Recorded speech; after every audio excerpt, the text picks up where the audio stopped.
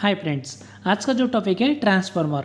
हम लोग आज बात करेंगे उसका ऊपर। देखिए, आप लोग किधर भी इंटरव्यू के लिए जा रहे हैं ना, वहाँ पे पहला क्वेश्चन कंपलसरी, आप लोग मेंटेनेंस में जा रहे हैं तो इलेक्ट्रिकल में आपका पहला क्वेश्चन आता है ट्रांसफार्मर का मेंटेनेंस। और ट्रांसफार्मर क्या है, वो कैसे काम करता है, वो बारे में हम लोग आज डीपली थोड़ा बात करेंगे। पहले देखिए, ट्रांसफार्मर क्या है, what is transformer. Transformer is electrical static device. उसका मतलब स्टैटिक मतलब क्यों, देखिए ट्रांसफार्मर का अंदर कोई मूवेबल पार्ट नहीं रहता है, इसीलिए उसको स्टैटिक डिवाइस बोलते हैं। और नेक्स्ट जो है, it is transfer electrical power one setup coil to another setup coil. आप लोग को मालूम होगा ट्रांसफार्मर का अंदर दो वाइंडिंग रहता है, एक प्राइमरी वाइंडिंग जिसमें इनपुट पावर आता है और एक सेकेंडरी वाइंडिंग जिसमें आउटपुट पावर जाता है। ठीक है, ट्रांसफार्मर सिंगल फेज भी हो सकता है, थ्री फेज भी हो सकता है। It is working on Faraday's law of mutual induction. ठीक है, और देखिए टाइप्स ऑफ ट्रांसफार्मर मेनली हम लोग को मालूम है two types, step up step down. Step up मतलब क्या, देखिए स्टेप अप मतलब वहाँ पे वोल्टेज वो अप हो रहा है, मतलब बढ़ रहा है। जैसे 11 kV में इनपुट आ गया प्राइमरी साइड में, आउटपुट 33 kV ले लिया आउटपुट में सेकेंडरी साइड में, वो क्या हो गया, वो स्टेप अप हो गया। सेम चीज़ स्टेप डाउन मतलब जहाँ पे 11 kV आ गया इनपुट में प्राइमरी साइड में, आउटपुट में 440 वोल्टेज आ गया, तो उसका मतलब क्या, वहाँ पे स्टेप डाउन हो गया, वोल्टेज कम हो गया। और एक बात याद रखो, ठीक है, power P is equal to voltage into current. ठीक है, वहाँ पे जो है पावर कांस्टेंट रहेगा, वोल्टेज और करंट वो दोनों वेरी होता है। जहाँ पे स्टेप अप में क्या होता है, वोल्टेज ज़्यादा हो जाएगा तो वहाँ पे करंट कम हो जाएगा, और स्टेप डाउन में क्या होता है, वहाँ पे वोल्टेज कम हो जाएगा तो करंट ज़्यादा हो जाता है। इंटरव्यू में वहीं पे क्वेश्चन आ जाता है, क्या मालूम है, वोल्टेज कैसे अप डाउन हो रहा है, मतलब वोल्टेज कैसे बढ़ जाता है, कम हो जाता है ट्रांसफार्मर का अंदर। एक ही चीज़ याद रखो, ट्रांसफार्मर का अंदर क्या रहता है, कोर रहता है, और कोर का ऊपर वाइंडिंग होता है। देखिए प्राइमरी वाइंडिंग होता है ना, प्राइमरी वाइंडिंग में जो आउटपुट रहता है ना पॉइंट्स, वहाँ पे हम लोग क्या देते हैं, इनपुट सप्लाई देते हैं। सपोज हम लोग सिंगल फेज ले जाएंगे, वहाँ पे सिंगल फेज में हम लोग दे दिया सपोज 220 वोल्ट दे दिया। ठीक है, वहाँ पे नंबर ऑफ टर्न्स मतलब वो जो वाइंडिंग हो रहा है कितना राउंड्स टर्न हो रहा है, वो डिपेंड करेगा सेकेंडरी साइड में कितना टर्न है। ठीक है, वहाँ पे ज़्यादा टर्न रहेगा तो आउटपुट ज़्यादा आ जाएगा वोल्टेज, और वहाँ पे टर्न कम रह जाएगा तो सेकेंडरी में वो कम हो जाएगा। सेम चीज ट्रांसफार्मर का मेन पार्ट्स क्या है, मेन टैंक है, कंज्यूमेटर टैंक है, कूलिंग ट्यूब्स जिसको रेडिएटर भी बोल सकते हैं। और देखिए winding temperature indicator, oil temperature indicator, वो इंपॉर्टेंट दो है। और बुक्कूज रिले का काम क्या, देखिए पहले देखिए कंज्यूमेटर टैंक का काम क्या है। कंज्यूमेटर टैंक में ऑयल रहता है और मेन टैंक में सभी टाइम फ्यूल रहता है। इनकेस देखिए ज़्यादा लोड रहेगा तो ट्रांसफार्मर के ऊपर ऑटोमेटिक वाइंडिंग हीट होगा तो ऑयल जो है, ऑयल भी ऑटोमेटिक उसका साथ हीट होगा तो ऑयल बाहर आएगा, क्योंकि उसका तो एरिया एक्स्ट्रा एरिया चाहिए। तो आने का टाइम वो क्या करेगा, कंज्यूमर टैंक में 50% रहता है, देखो इंडिकेटर, उसका ऊपर और थोड़ा भरेगा, तो भरेगा जब वो क्या होता है, उसका जो एयर रहता है कंज्यूमर टैंक में थोड़ा गैप रहता है, एयर बाहर आएगा तो ब्रीदर का थ्रू में बाहर आएगा। फिर जब वो ऑयल थोड़ा कूल हो जाता है, फिर नीचे आएगा तो ऑयल, फिर एयर आएगा अंदर, वो कहाँ होके आता है नेक्स्ट स्टेप में मैं बताता हूँ। जो है हमारा सिलिका जेल थ्रू में उसका अंदर एयर आता है फिल्टर होके। ठीक है, और देखिए वाइंडिंग टेम्परेचर जो है ना और ऑयल टेम्परेचर, वो दोनों इंपॉर्टेंट है। इनकेस हाई हो गया, वाइंडिंग टेम्परेचर हाई हो गया, ज़्यादा लोड हो गया, वो सेफ्टी डिवाइस से इमीडिएटली ट्रांसफार्मर को ट्रिप करा देगा।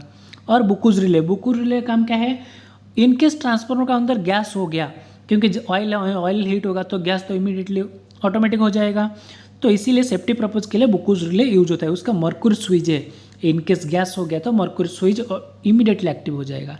वहाँ पे देखिए मैं बताया ना अभी, सिलिका जेल का काम देखिए कंज्यूमेटर टैंक से आया है। सपोज मेन टैंक से ऑयल गया कंज्यूमेटर टैंक को, तो उसका अंदर जो एयर था कंज्यूमेटर टैंक में वो बाहर आएगा। तो फिर जब ऑयल मेन टैंक को जाएगा वापस, फिर क्या होता है, वो एयर भी अंदर जाना चाहिए ना, वो खाली स्थान है ना, उसमें खाली एरिया जो है वहाँ पे उसी थ्रू में जाता है, किसमें, सिलिका जेल थ्रू में। सिलिका जेल का काम क्या है, मॉइस्चर रहता है, एटमॉस्फेयर में मॉइस्चर रहता है एयर में, तो वो मॉइस्चर को कैप्चर करता है। क्यों, देखिए ऑयल के अंदर मॉइस्चर आ गया तो ऑयल का जो है ना उसका डायलेक्ट्रिक स्ट्रेंथ वो कम हो जाएगा, इसीलिए वो एयर को फिल्टर करके अंदर छोड़ता है। ट्रांसफार्मर का अंदर जो ऑयल का काम क्या मालूम है, वो इंसुलेशन प्रोवाइड करता है, उसका साथ कूलिंग भी प्रोवाइड करता है वो एंडिंग को। ठीक है, और देखिए राइट साइड में जो टैंक है ना वो OLTC टैंक है, ऑन लोड टैप चेंजर। उसका मतलब क्या, देखिए वो हमारा जो ट्रांसफार्मर है ना वो 11 kV to 440 voltage step down transformer है। सपोज हमारा इनपुट वोल्टेज जो आ रहा है 11 kV वो गवर्नमेंट थ्रू में आ रहा है ना, वो गवर्नमेंट का वोल्टेज कभी वेरी हो जाता है, थोड़ा बहुत कम हो जाता है, ज़्यादा हो जाता है। इनपुट वोल्टेज कम ज़्यादा हो गया तो आउटपुट वोल्टेज भी कम ज़्यादा हो जाएगा, तो डायरेक्ट इफेक्ट डालेगा हमारे इक्विपमेंट के ऊपर। इसीलिए वहाँ पे ऑन लोड टैप चेंजर है जो इनपुट वोल्टेज का ऊपर डिपेंड करके आउटपुट वोल्टेज वो टैप चेंज करके आउटपुट कांस्टेंट वोल्टेज देगा। ठीक है, मैं बताया था ना कैसे वोल्टेज चेंज करेगा, मतलब वाइंडिंग डिपेंड करता है, ज़्यादा वाइंडिंग आ गया तो ज़्यादा वोल्टेज आएगा। सपोज इनपुट में कम वोल्टेज है तो आउटपुट में ज़्यादा टैप चेंज करेगा, मतलब ज़्यादा टर्न लेगा। वहाँ से देखो हमारा SF6 ब्रेकर है ST साइड का, वहाँ से हमारा आउटपुट गया cable direct meter cubicle panel, देखो वो मीटर क्यूबिकल पैनल है। वहाँ से क्या होता है ना, हम लोग ST साइड का जो ST मतलब हाई टेंशन साइड का जो हमारा वोल्ट यूनिट्स है हम लोग रीडिंग लेते हैं वहाँ पे मिडनाइट में। उसका नीचे देखो एक रिकॉर्ड है CD MD, मतलब कांस्टेंट डिमांड कितना है, मैक्सिमम डिमांड हमारा कितना गया वो महीना में, वो वगैरह। उसके लिए मैं दूसरा वीडियो बनाता हूँ। वहाँ से गया हमारा डायरेक्ट LBS को, LBS मतलब लोड ब्रेक स्विच, देखो सेंटर वाला LBS लोड ब्रेक स्विच। वहाँ से वो दोनों साइड का हमारा ट्रांसफार्मर को जाने के लिए 2 VCB है। ठीक है, एक हमारा रनिंग में है, एक स्पेयर है। लेफ्ट साइड का जो है रनिंग देखो वो LBS में दिखा रहा हूँ, वो LBS है लोड ब्रेक स्विच। वो देखो वो हमारा VCB पैनल है।